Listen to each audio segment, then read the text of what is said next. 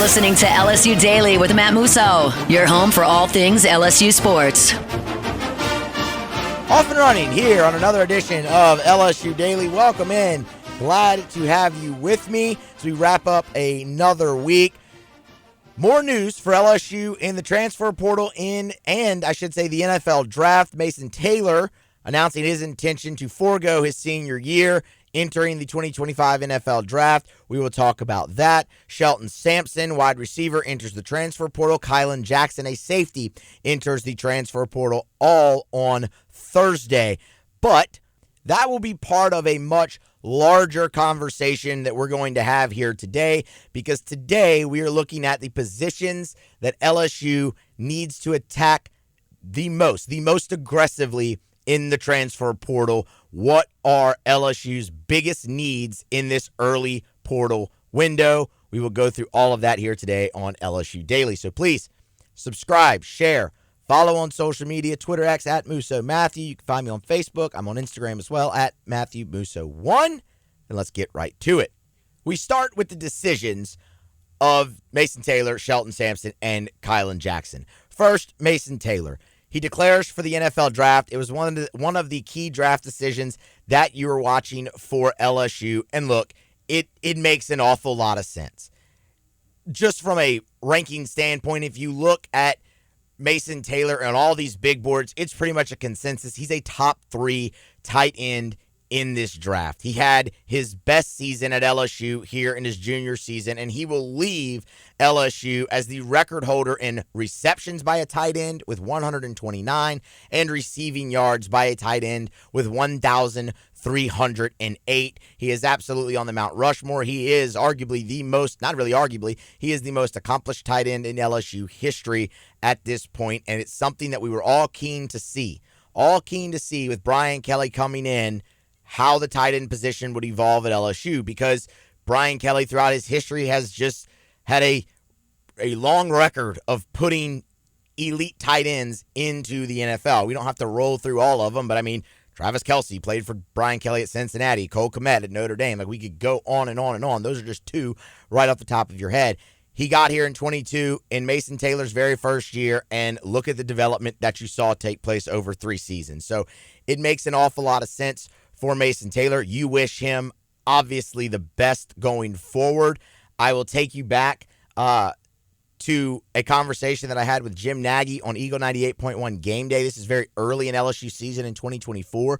It was the Saturday of the Nichols game, and we were kind of talking about some LSU players that the Senior Bowl had their eye on. Listen to what he said about Mason Taylor. Going back to the spring with Mason being at the pro day for Jaden's pro day, and they ran that pass game script with Neighbors and Brian Thomas and all those guys. To me, the guy that stood out was Mason Taylor. You know, because in last year's offense, he was really just kind of a check down player for them. I didn't break down the percentage of catches, but man, it seemed like everything he caught was in the flat. Like, you never saw this guy run seams or get downfield. So it's good to see him do that a little more on Sunday against USC. Obviously a really natural athlete. He's smooth, he's fluid, he catches the ball really well. So he's going to end up being one of the top tight ends in this draft class. The beginning of that is what stuck with me ever since week 2 of the season. That when Jim Nagy was watching LSU's pro day and watching Jaden Daniels throw routes to Thomas and Neighbors and Mason Taylor, Taylor was the one that stood out the most, because you finally got to see him do things that you just hadn't so far in his time really at LSU, and that carried over to the field this year, and it resulted in close to 550 yards on 55 receptions for Taylor. I mean, to put that in context on LSU's team, Mason Taylor was 3rd on the team in receptions, 3rd on the team in yards. So a great career, a great season, and many memorable moments as well, right? None bigger than that 2022 Alabama game. Best of luck to Mason Taylor as he goes forth into his NFL career. I'm sure he'll test very well, and I'm sure he will be when it comes time to take tight ends, he'll be an early selection off the board in that position group. Now, that leads us into our transfer portal conversation. The portal officially opens for business Monday, December the 9th. Without Mason Taylor, you have 2 tight ends on this team. Scholarship, that is. Kamorian Pimpton and Trey Green. And quite honestly, both of those guys have profiled much more as wide receivers early in their time at LSU, mainly because the blocking lacks. That's the thing with Mason Taylor. You had a complete tight end. A complete tight end. Guy who could split out wide, catch the ball, but he also developed plenty over his 3 seasons in the blocking aspect. You missed that. Remember, Mac Markway transferred out of the program before the season. He was the next in line kind of to be that complete tight end, to develop into that complete tight end. He's not here anymore. That loss of Macway magnified the absence of Connor Gilbreth even more after he was out of eligibility and moved on, because he was that guy that you just put in to block while Mason Taylor was still developing. All right, that was 2022, Taylor's freshman year. So those 2 occurrences, and now Taylor leaving, leaves you with Pimpton and Green. Y'all, they moved Trey Green to wide receiver this season. Like we talked about them profiling, but they moved him to wide receiver this season. I mean, if you look at Green by size, he's probably the guy on your team that could develop into that complete tight end. He's listed at 6'7", 245. How accurate is that measurement? I'm not sure. No, 6'7" looks hella accurate, but the weight, yeah, we'll see. But that is a guy from a size-wise that could develop if you want to commit the time to him. But again, they moved him over to wide receiver earlier this season. We'll see what they do. What they have to do regardless is you have to go and you have to get a tight end in the transfer portal, one that can block for sure. You have guys who can catch the ball at that position, but you definitely have to have somebody who can block. It'd be great if you could get a Mason Taylor type who can do both, because that way you don't become predictable by formation. But tight end is right up there at the top for biggest need in the transfer portal for LSU. Moving on to wide receiver. We've talked about this plenty. Well, Thursday, Shelton Sampson announced his intention to enter the transfer portal. And look, we've had a keen eye on wide receiver all along, knowing that's going to have to be a spot where LSU is aggressive in the portal. The loss of Sampson only magnifies that. It's a bummer that it didn't work out with Shelton Sampson. It really is. That's a former 5-star from Baton Rouge, went to Catholic High. You never want to lose those 5-star guys, especially the local ones. It's always tough to see that guy walk out the door because it didn't work out. But it just didn't work out. Shelton Sampson appeared in 11 games in his 2 years at LSU. He did not record a receiving stat. Not one. It was tough for him to get on the field, and when he did, the production wasn't there. And it's a bummer. It sucks. Like, it really does. You saw him really burst onto the scene a little bit early in fall camp this season. Then he had the injury.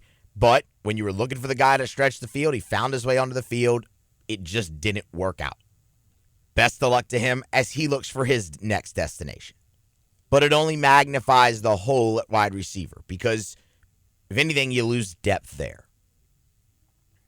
Aaron Anderson announced that he's coming back. We talked about that on Thursday's show, how massive that news is for LSU, and it is. But a lot of this conversation is going to sound familiar. There is no more Kyron Lacey. Now we know there is no more Mason Taylor to catch passes. C.J. Daniels has hit the portal. Shelton Sampson has hit the portal. Aaron Anderson is your leading receiver returning, and that's a really good one. I mean, that's over 50 catches. That's 750 yards, 5 touchdowns. It's a good foundation to build on, but he's not going to be your number one. You need to go get a true number one in the portal, a true playmaking number one receiver, because everything you have behind Aaron Anderson is 20 catches and below. Xavier Thomas still has his decision to make, what he wants to do.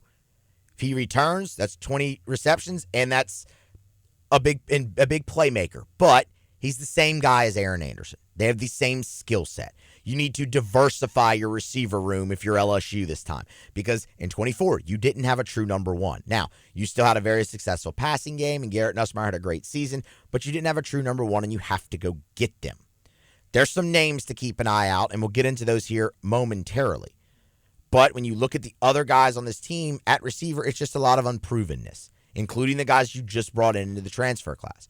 You have plenty of talent. You have plenty of potential, but as we've seen with Shelton Sampson really being the most recent example, the potential isn't always reached at LSU. Sometimes you need a change of scenery, and that's fine. But LSU absolutely has to address wide receiver, and they have to diversify the room and get a playmaker and a true number one. One of the names you're hearing most of all is Micah Hudson. Micah Hudson is a former 5-star. He's just had his freshman season at Texas A&M. He battled the injury bug there. It was one of the biggest recruiting wins, actually, for Texas A&M in their program's history. He only played in 7 games, of course, battling that injury bug, so his numbers really limited, only about 123 yards, and now he's entering the transfer portal. And LSU, Pete Nakos over at On3 has named LSU a contender and a, quote, team to watch in the transfer portal for Micah Hudson. Rivals as well has noted LSU a team to watch, along with a host of others. Texas A&M, who he passed over, like he committed to Tech over those guys.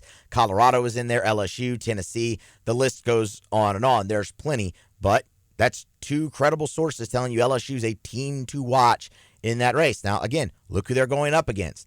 It's heavy NIL hitters. LSU, well, you've said you're going to be aggressive. You have freed up money because you walked away from the table on a couple of different high dollar recruits. This is your time to go prove it if you are for sure going to go in on a guy like Micah Hudson, because you're fighting the top of the top. KC Concepcion over at NC State is another name I would throw out that LSU should absolutely take a look at. That guy's had 2 great seasons at NC State, back-to-back years. He's currently the number 2 ranked receiver in the transfer portal per 247 Sports. So, I mean, those are 2 names immediately. One of them that LSU's already been named a team to watch, and one who, man, you look for a guy that you want to come in and be a playmaker and a potentially 1,000-yard guy, number 1. That could be your answer over there at NC State as well. They'll have their board. They'll make hay of it and try. But wide receiver, absolutely in the realm of you must go get one in the transfer portal. I have 2 more positions in the biggest needs for LSU. And we'll start at safety. Kylan Jackson enters the transfer portal yesterday for LSU. Again, this is one that is going to sting because it's a local guy who was highly recruited out of Zachary, and you landed him. But it just hasn't necessarily totally come to fruition for him at LSU. He played in all 12 games this season for the Tigers, but all in all in his career, only 5 tackles. Now he'll seek greener pastures. All right, you wish Kylan Jackson the best. However, that is the second player at safety to enter the portal. Jordan Allen, another local guy that, again, you hate to see get away, but it just didn't pan out. And I'll remind you what Brian Kelly said earlier in the season, really not even that long ago. I mean, this was, I believe, after the Alabama game heading into Florida. It was after the Alabama game heading into Florida. He was asked about changing the rotation at safety and maybe putting in some younger guys like Allen, like Deshaun Spears, like Kylan Jackson, like those players to maybe help out Jordan Gilbert or Sage Ryan. And Brian Kelly very flatly said, when we have a guy we feel has earned the right to get on the field and has won that position, we'll put him out there on the field. So it wasn't working out with those guys. They couldn't get on the field. You move on. But again, like I said, that's 2 already from safety. Now, Sage Ryan and Jordan Gilbert both have a year of eligibility left. They can both return. You have Deshaun Spears sitting there behind them who showed a lot of promise at times early in the season, and then you just rarely saw him. But that's a kid who was a 5-star by some services for out of Denham, like a top 5 safety in the country in the composite. He's got high upside.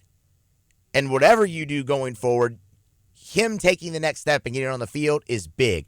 But I think you have to go get a bona fide starting safety in the portal. It didn't work this year. Your safety play was objectively bad. It was the weakest part of your defense. And you absolutely have to improve it. Look, I know Everyone's going to point to the kid from Purdue who was like the Big Ten freshman of the year, his freshman year. And at the safety position, he's the number one ranked safety in the transfer portal right now, per 247. If LSU wants to go get him, go be aggressive and get him. I'm not going to tell you that's their sole focus is that player, but in my opinion, you have to go get somebody in the portal there. Again, yes, you have Spears. There's Joe Rogers. He redshirted. They were high on him, though. Javian Toviano can play safety, but with what you've seen at that position the last 2 years at LSU, you have to go hit this time in the portal on a bona fide starter and really improve the back end of your defense. The other one is also on defense, and it's edge rusher. And that one maybe is flying under the radar a little bit, but LSU needs an edge rusher in the portal. Braden Swinson, Savion Jones were great this year. They're both out of eligibility. They're gone. Deshaun Womack entered the transfer portal. He's gone. The only edge you signed was Damian Shanklin. You need an edge. We don't know what Harold Perkins is going to do right now with his decision. If he comes back, could you play him at edge some? Sure, absolutely. We've seen that work, and it was really good. It was actually elite. But that's an unknown at this point still. And even if Perkins does come back, you could see him play the star. That's where they had moved him to before his injury. And Major Burns is out of eligibility. They have Kalaj Cobbins, who they are high on, but that's a guy who redshirted this year as a freshman. You're looking at a lot of inexperience potentially there.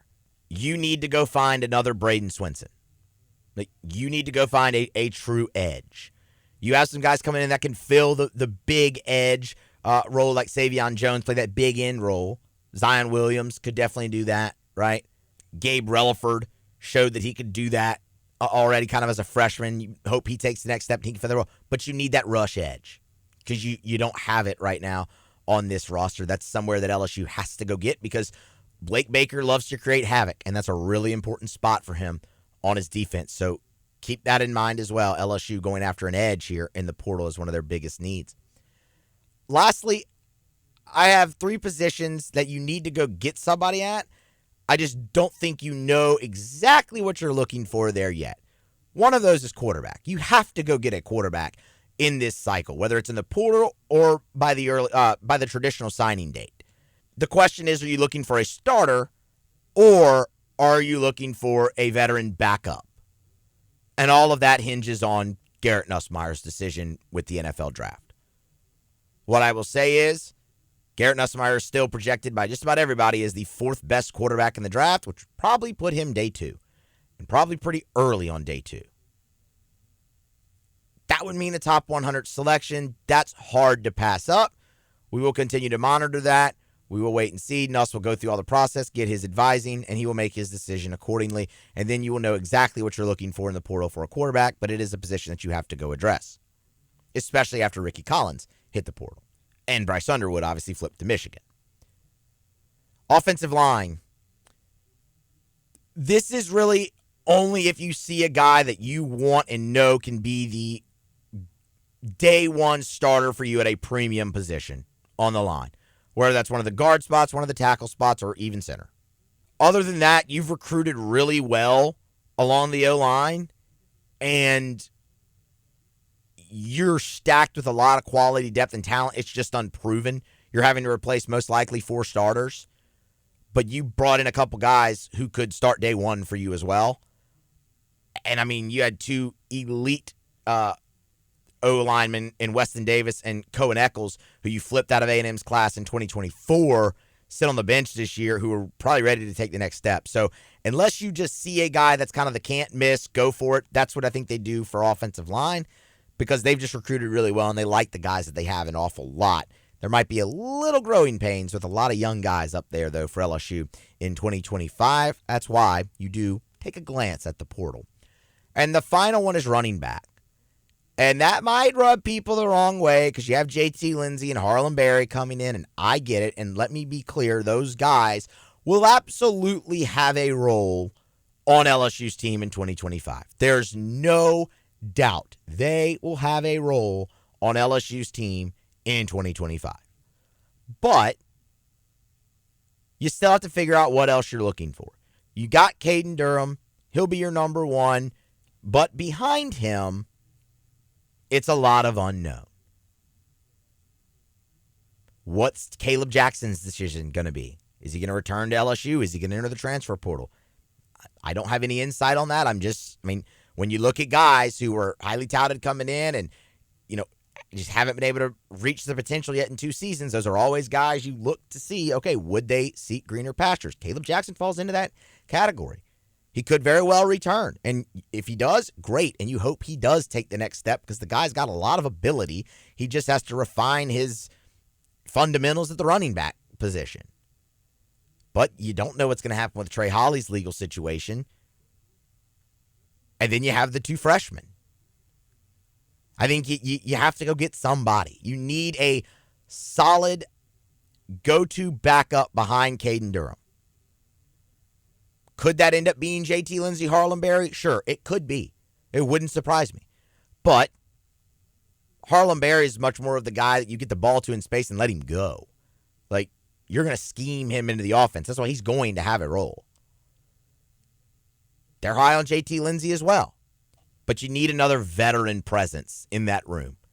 That's why you have to go get somebody in the portal, I think, in the running back room. You're just not quite sure yet totally what you're looking for because every decision hasn't been made. We'll see. That's my list. The 4 biggest: tight end, wide receiver, safety, edge. And then quarterback you must get. Just figure out what you need.